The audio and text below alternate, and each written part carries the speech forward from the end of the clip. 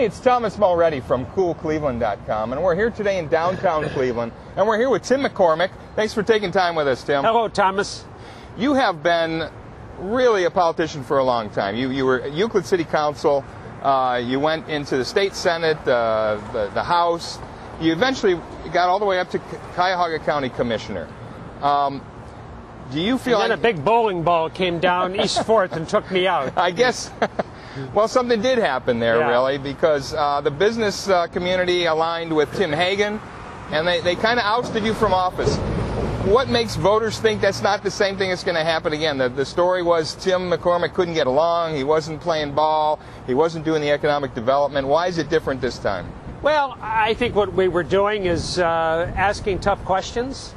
A few 100,000 people living in poverty here and their children failing, and 70% of them dropping out of the city school system. And I thought, you can't keep doing that and have a society that succeeds.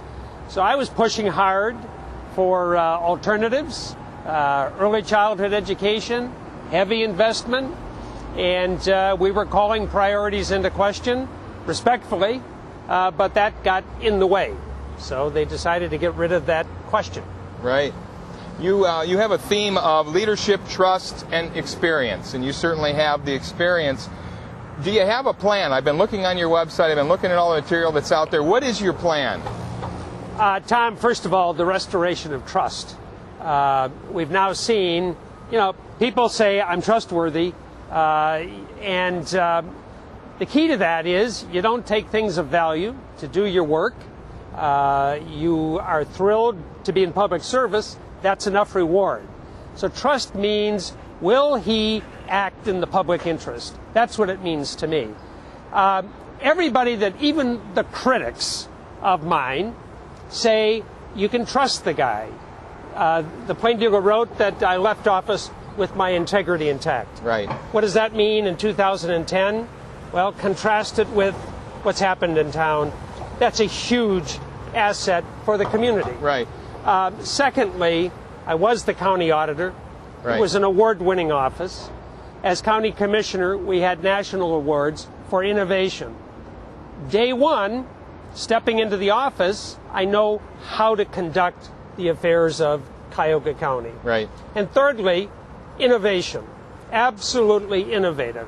I've never seen any program that we accepted at face value without asking the question, how can this thing be done better? Right.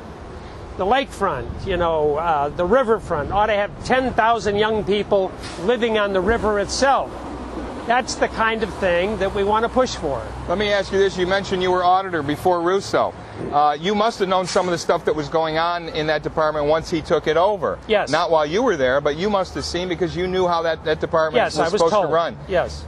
Why weren't you calling him out more often? I know you did speak out at some point about some irregularities, but why weren't you talking about a lot of this stuff that Russo's been doing? For one very good reason, Thomas. Because 2 years into my term as county commissioner, the Federal Bureau of Investigation came to my house during one of my son's birthdays, unannounced, banged on my front door, shared with me all of the evidence they had at that point of irregularities in that office, and said, we're investigating this. And I said, all right, I understand. Once you're told that the FBI is investigating an office, you assume that the most important people in the country are on the case. And that's exactly what I was told, and assumed that. When you were in the position of Cuyahoga County Commissioner, it was really a different ballgame than this whole new county structure that we've got, with an executive, with county council, with the mandate for economic development. And again, you may come from the school that says the county is here to help the least of us, among us, the ones that need the help the most, the safety net, health and human services, education. Are you the guy to take us into that next vision of the county that is more geared towards economic development? Yeah, because I love good people with good ideas. And therefore, those persons who actually create the jobs here in East 4th or anywhere in Northeast Ohio, it could be Canton Timken Roller Bearing Company. I'm going to bring them in, We're going to bring in Cleveland State, Case Western, and we're going to bring in people who care about those who can't get jobs right now. And we're going to fashion an exciting plan. Let me contrast with Pittsburgh. Pittsburgh trusts its young people and its creative class. I want to see the same thing done here because they're succeeding. They're doing better than Cleveland. And the remedy is to get the big circle of people who want to pitch in. That has never been true, an invitation during my lifetime. How do you plan to do that? Starting in November of this year after the election, perhaps going to the College of Urban Affairs and asking them to convene with me the people who will be desperate to come through that door. There's already many hundreds of people working on economic development as volunteers. The head of the Federal Reserve has called for a comprehensive plan. You invite her in, and you have her co-chair this economic development approach. You are running as an independent this time around. Now, I'm running with no designation. No designation, no affiliation. It's different than an independent. But you don't have a party behind you. You don't Correct. have all the good and the bad things that go with that. It sounds, from some of the comments I've seen, like you were not exactly second-guessing yourself, but you're sort of sweating it out, saying, boy, it's tough out here being all alone. Do you sort of regret not going back through the party system at all? It's terribly difficult. People walk away from you left and right. Right. They don't want to be seen with you. Yeah. I mean, that's the truth. They don't want to contribute to you, and they wonder what kind of an animal this is that's not something we're comfortable with, a Democrat or a Republican. Right. Do I regret it? No, because I still think it's a winning ticket.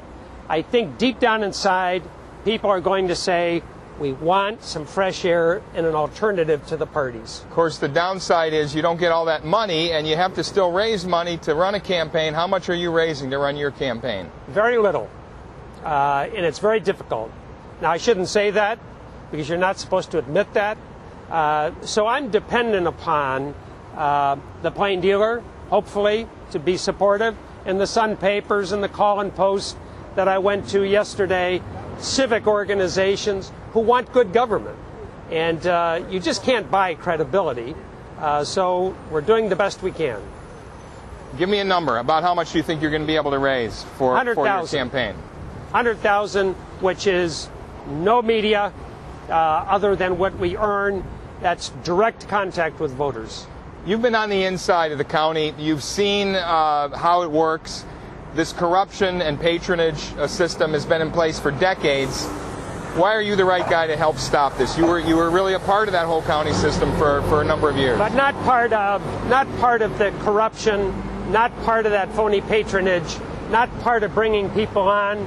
I cut the county payroll. First of all, my auditor's office I cut by 20%, 20% less people. As county commissioner, we cut 2,000 people. We are down 2,000 from where we were. I believe you never have one more person than essential in a position. So I've never been part of that, and everybody says that. They know I was not part of that. Great. Thank you so much for taking time. I know you're busy running around with your campaign. We appreciate you taking a few moments, Tom. Tim. Thank you. Hey, it's Thomas Mulready from CoolCleveland.com. Have a great week in cool Cleveland.